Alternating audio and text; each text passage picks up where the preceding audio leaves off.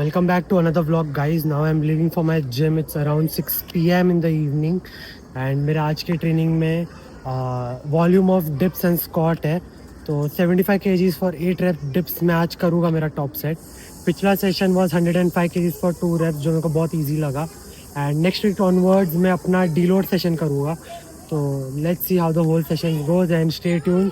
Watch the vlog till the end for many informative tips and knowledge that I share throughout the video.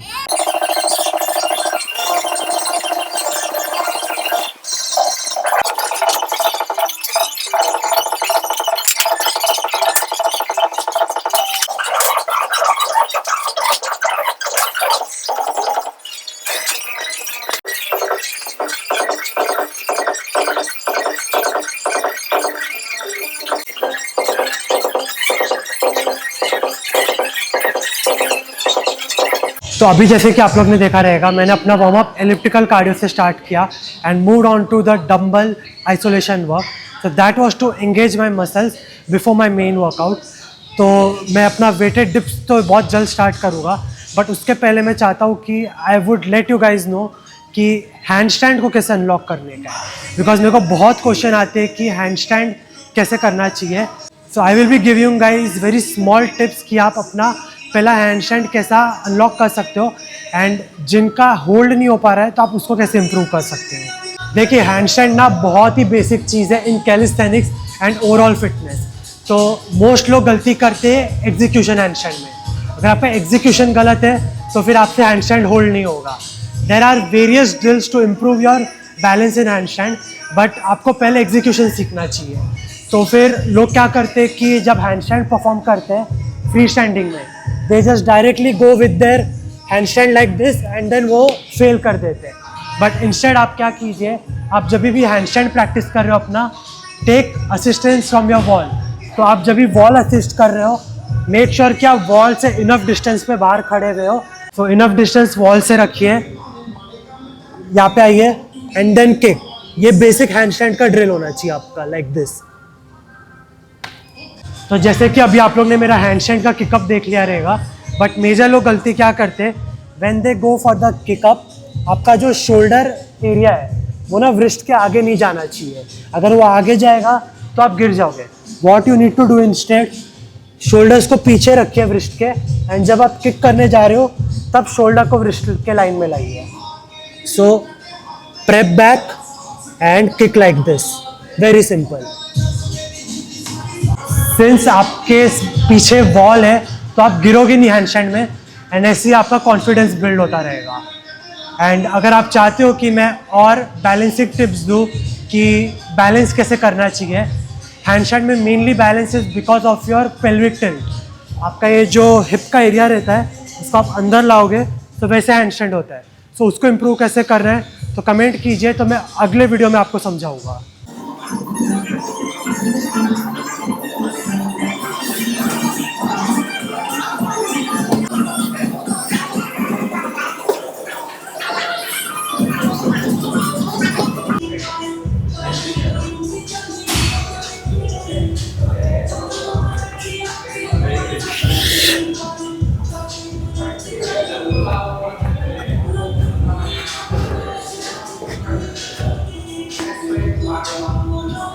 तो फिर बहुत सारे लोग ना एल्बो स्लीव ले लेते हैं, बट उन्हें चढ़ाने आता नहीं है. So it's always wise to take someone help. तो आज इरशाद सर हेल्प करेंगे मेरे को स्लीव चढ़ाने के लिए. तो बेसिकली आपको बस क्या करना है, एक ऐसा बार ढूंढने का है जो आपके शोल्डर या फिर चेस्ट हाइट का हो. Just grab it and take someone's help to pull it up. Sir इधर पकड़िए, इस तरफ आइए. हाँ, इधर एक पकड़ा और खींचिए ऊपर, खींचिए और बाय वीडियो खींचो और खींचना पड़ेगा. Zero civic sense. और खींचो और खींचो और खींचो. हाँ ठीक, ये वाला.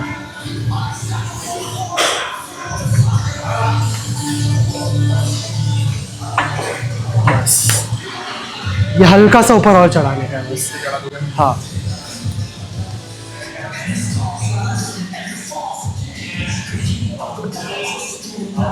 बस बस ठीक है, हल्का सा चढ़ाना. ये ज़्यादा ऊपर है, अभी भी नीचे है. हाँ, वो हाथ में पसीना है ना इसलिए. नहीं चढ़ेगा, वैसे नहीं चढ़ेगा। बस बस, हाँ हाँ अभी ठीक है। चलो, तो ये मेहनत है गाइस स्लीव्स चढ़ाने के लिए। पसीना हो गया हाथ करके, थोड़ा सा मुश्किल से चढ़ रहा है, बट सर ने हेल्प की, सर बहुत स्ट्रांग है। ऐसे ही होता है ये पावर स्लीव। तो अभी इतना मेहनत करके स्लीव्स तो चढ़ा ली, तो जो भी हो मैं अभी अपना मेन सेट के लिए जाऊँगा डिप्स का, that is 75 kgs for 8 reps। ये मैंने हाफ स्टिफ इसलिए पहना है बिकॉज कोच ने बोला है जो लाइट सेशंस रहता है उसमें हाफ स्टिफ पहनने एंड हैवी सेशंस में फुल स्टिफ पहनने।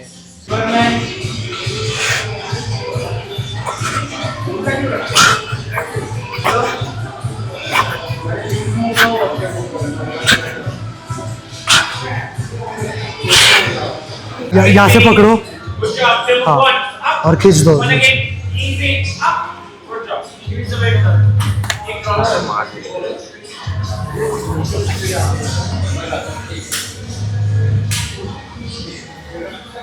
नाइस, इजीली निकल गई। इजीली होता है, ऐसे हो जाता है हाथ पूरा। ये आप लोगों का टाइट भी रहता है ना बहुत, हाँ। रिस्की भी तो है, पर ये भी रिस्की है। क्या रिस्की है मतलब? जॉइंट के लिए रिस्की है ना आप लोग का, हाँ। इसके लिए। तो 75 kg 8 rep के dip was very easy for me. इसी से मेरा ख़त्म होता है ये 1 महीने का जो ट्रेनिंग ब्लॉक मेरे कोच ने प्लान किया था। Moving on to next workout that is eccentric dip. तो वो मैं करूँगा खाली एक set 6 rep with 70 kilos.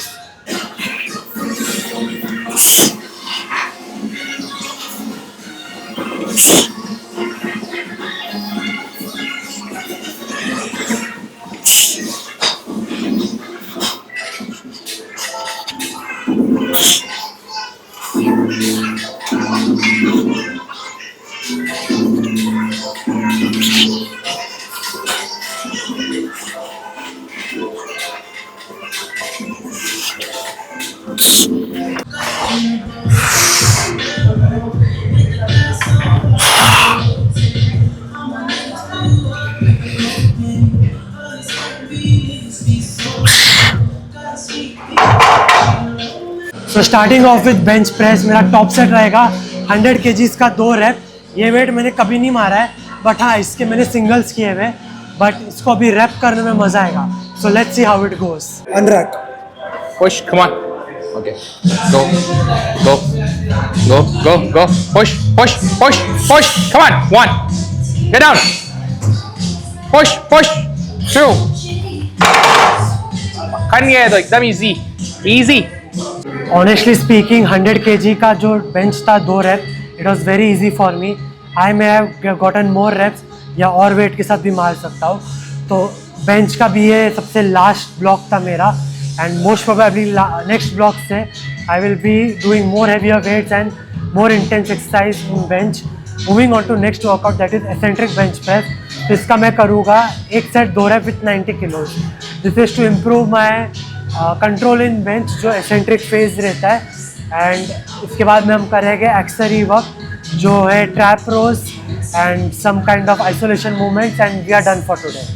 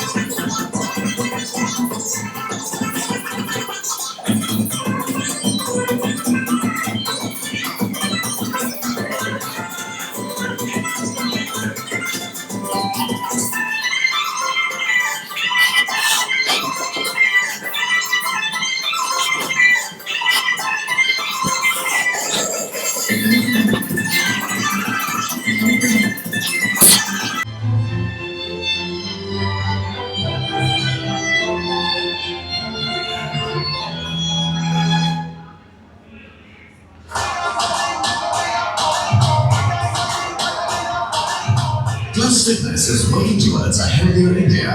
To keep you motivated, we are offering 100% cashback on annual membership. Yes, 100% cashback. So now after completing all my accessory work, that is incline dumbbell row, JM press and biceps, मेरा last variation है pause squat. तो pause squat के बस मेरे को 2 set 12 rape करने हैं, but मैं इसको अपने नॉर्मल वेरिएशन जैसे नहीं मारूंगा जिसमें मेरे स्टैंड्स क्लोज रहते हैं. मैं ट्रायल एंड एरर करूँगा where I will be taking slight wide stands, क्योंकि मेरे कोच के हिसाब से अगर मैं वाइड स्टैंड्स लूँगा that will benefit me more in squat and मैं ज़्यादा लिफ्ट कर पाऊँगा. So let's see how it goes.